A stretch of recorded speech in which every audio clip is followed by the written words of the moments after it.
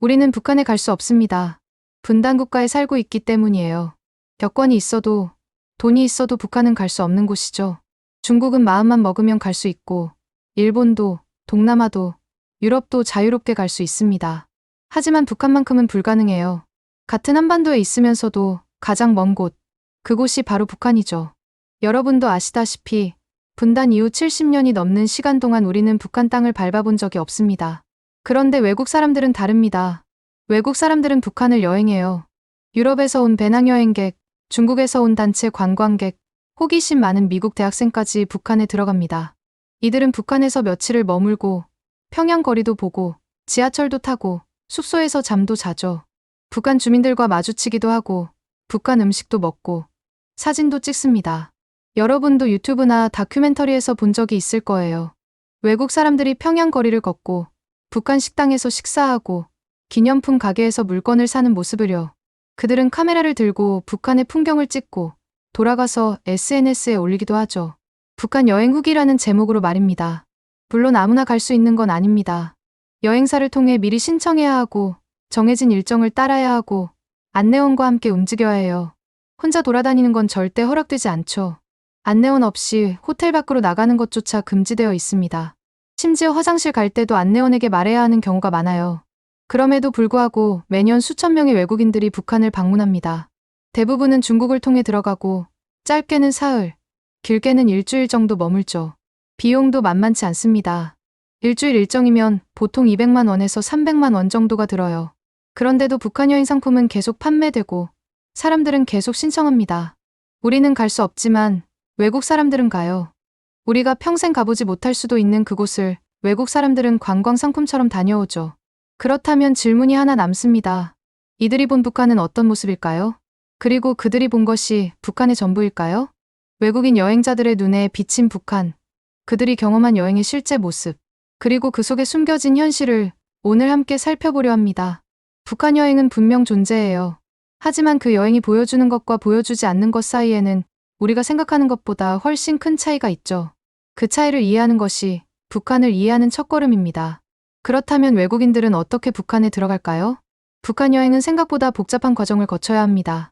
먼저, 개인이 혼자 신청할 수 없어요.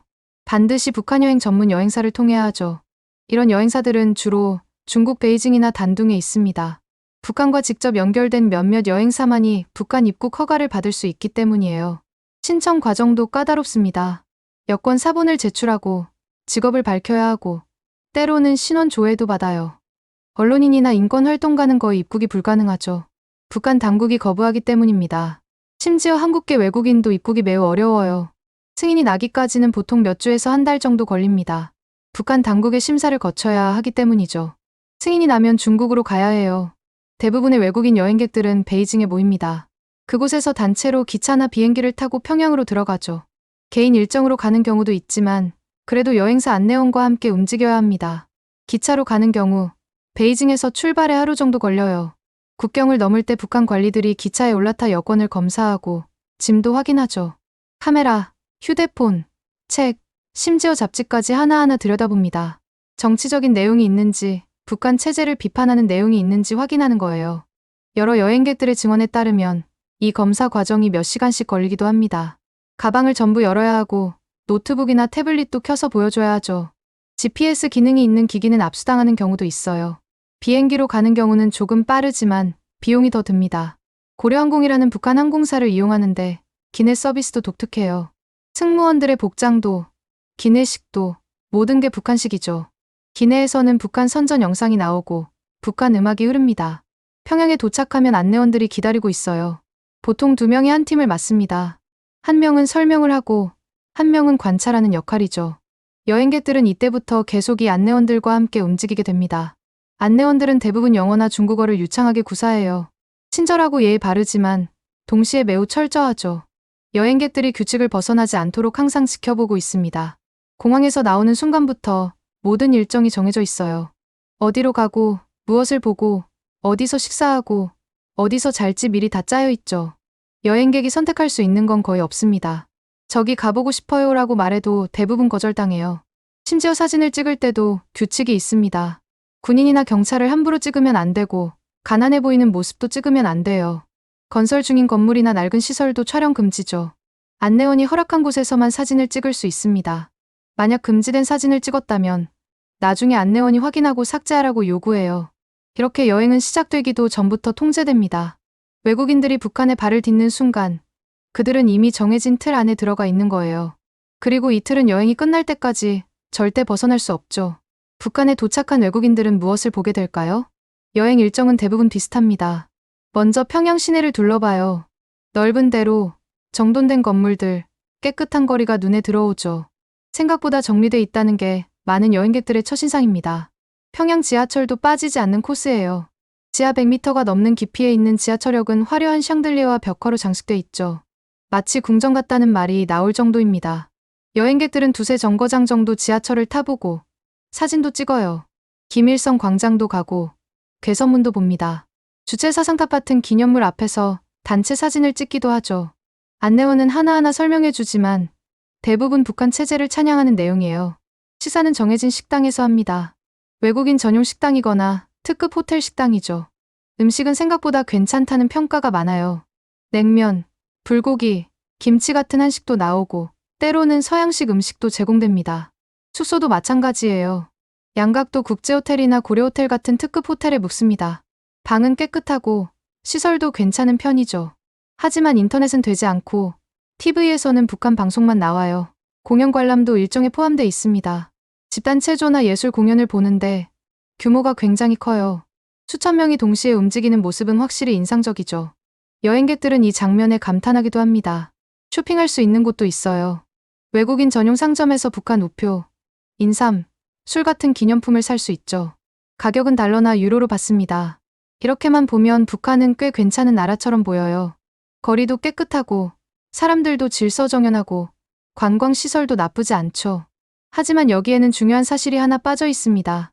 외국인들이 본 것은 북한이 보여주고 싶어 하는 모습이라는 점이에요. 평양은 북한에서 가장 잘 사는 지역입니다. 북한 인구의 10%도 안 되는 사람들만 평양에 살 수 있어요. 그것도 당국의 허락을 받은 사람들만이죠.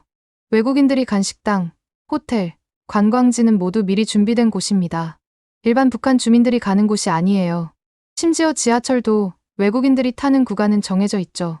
여행객들이 본 평양의 모습은 북한 전체의 모습이 아닙니다. 북한이 외국인들에게 보여주기 위해 특별히 준비한 무대인 셈이에요. 그렇다면 이 무대 밖에는 무엇이 있을까요? 외국인들이 볼 수 없었던 북한의 진짜 모습은 어떤 걸까요?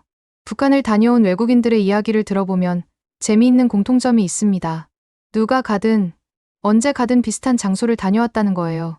평양 시내 중심부, 김일성 광장, 괴선문, 주체사상탑, 평양 지하철, 만수대 언덕에 있는 김일성 김정일 동상, 만경대 생가, 묘양산. 대부분의 여행 일정이 이 코스에서 크게 벗어나지 않죠. 심지어 식사하는 식당도 비슷합니다. 옥류관 냉면집, 청류관, 특급 호텔 식당. 외국인들이 갈 수 있는 식당은 손에 꼽을 정도예요. 숙소도 마찬가지죠. 양각도 국제호텔, 고려호텔, 특별한 경우 평양호텔. 대부분의 외국인 여행객들이 이 세 곳 중 한 곳에서 묵습니다. 평양 밖으로 나가는 경우도 있어요. 판문점이나 개성 같은 곳을 가기도 하죠. 하지만 그곳도 이미 정해진 코스입니다. 가는 길도, 보는 것도, 설명도 다 정해져 있어요. 여행객들이 저기 가보고 싶다고 말하면 어떻게 될까요? 안내원은 대부분 정중하게 거절합니다. 일정이 없습니다. 허가가 필요합니다. 시간이 없습니다라고 말하죠. 실제로 북한을 여러 번 다녀온 사람들도 같은 말을 해요. 3번을 가도 5번을 가도 보는 곳은 거의 같다고 하죠. 새로운 곳을 보기가 정말 어렵다는 겁니다. 평양 시내에서도 마찬가지예요. 큰 대로변은 다니지만 골목 안쪽으로는 들어가지 않습니다. 버스나 차로 이동할 때도 정해진 길만 다녀요. 북한 주민들과 자유롭게 이야기하는 것도 거의 불가능합니다. 안내원이 항상 옆에 있기 때문이죠. 혹시라도 북한 주민에게 말을 걸면 안내원이 통역을 하거나 대화를 중간에 끊어요. 어떤 여행객들은 호텔 밖을 산책하고 싶어 했습니다.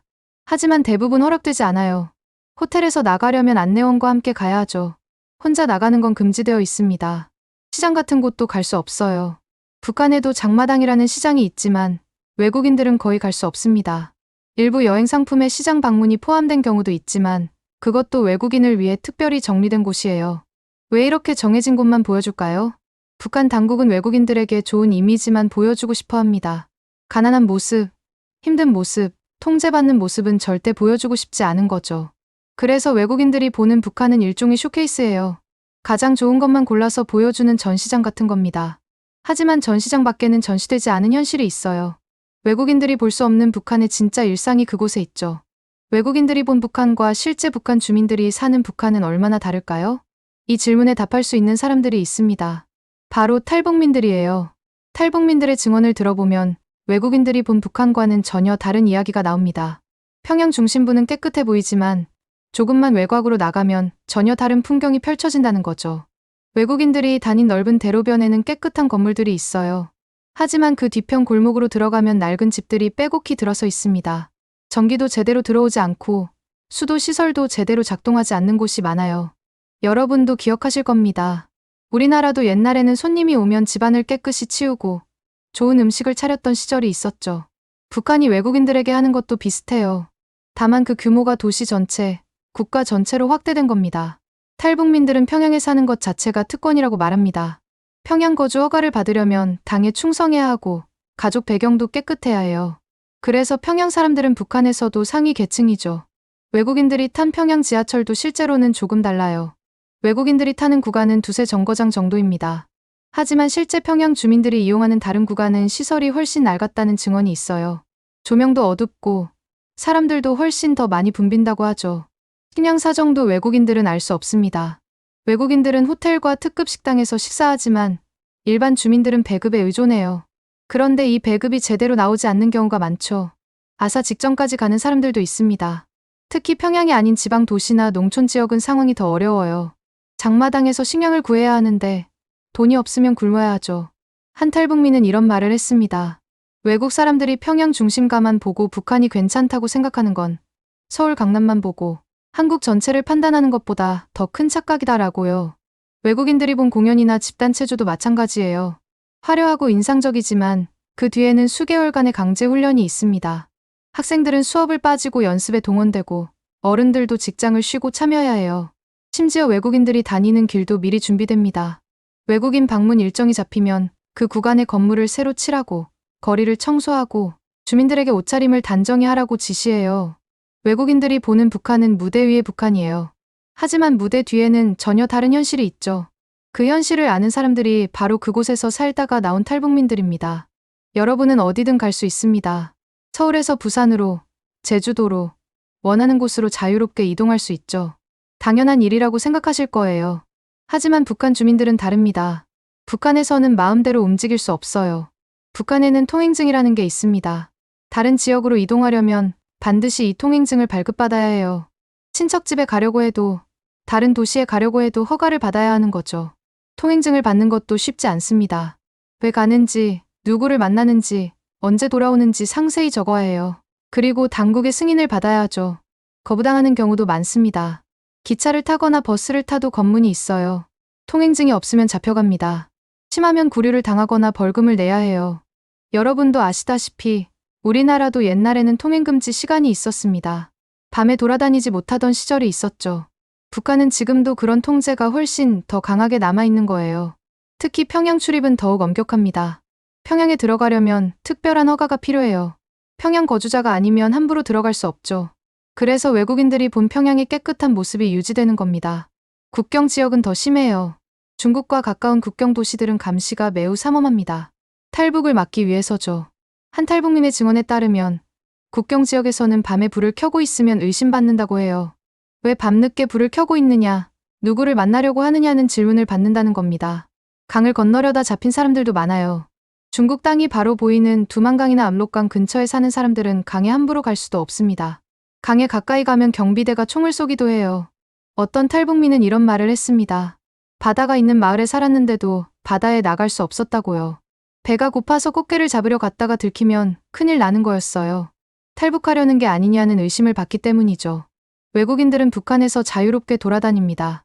물론 안내원과 함께지만 평양 이곳저곳을 다니고 숙소와 식당을 오가죠. 하지만 북한 주민들은 그렇지 못해요. 자기 집에서 친척집까지 가는 것도 허가를 받아야 하고 자기가 사는 도시를 벗어나는 것도 쉽지 않습니다.